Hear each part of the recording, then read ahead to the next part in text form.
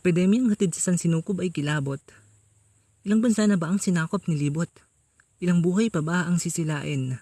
Ilang pamilya pa ba ang wawasakin?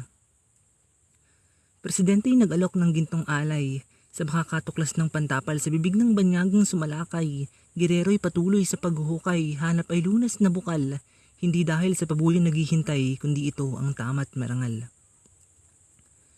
Sundalo, pulis, nurse, doktor, tanod, tagapagbalita at iba pa, sila'y responsabling nangunguna upang pandemic ay mapuksa.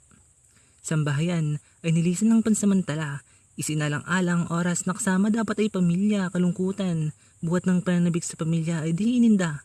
Obligasyon pa rin ng inuna imbis na pamilya. Tibay at lakas ng loob ang kanilang baon. Sila, ang bayani sa bagong henerasyon. Ginamang panangga ang sarili sa rumaragas ang ambon upang maiwasan ang pagkalagas nitong dahon.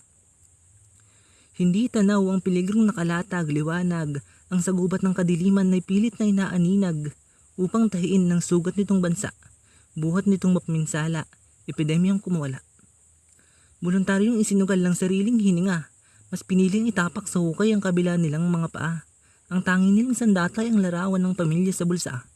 Pamilyang umaasa na bukas epidemya maglalaho na at muli magsasama-sama ng walang takot at pangamba.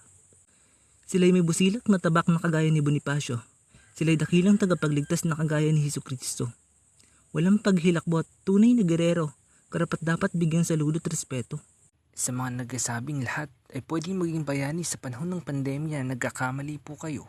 Pagkat karamihan sa atin, payo ng gobyerno ay pinagsasawalang bahala, galit pa kapag pinayuhang sa bahay muna ay magkulong ng pansamantala. Tila ba hindi batid ang kaganapan sa bansa? Walang pakialam sa pandemic na nakabadya. Kaya sa ilang nagsabi, nagkakamali po kayo, na lahat ay pwedeng magtangan ng kapa, na lahat ay pwedeng maging bayani sa panahon ng sakuna, pagkat hindi lahat ng Pilipino ay hangad ang pagtulong sa kapwa may iba. May iba na hangad lang ay ang kapakinabangan ng sariling bulsa. Hindi lahat ng Pilipino ay isang hulma, pagkat hindi totoong pare-pareho tayo.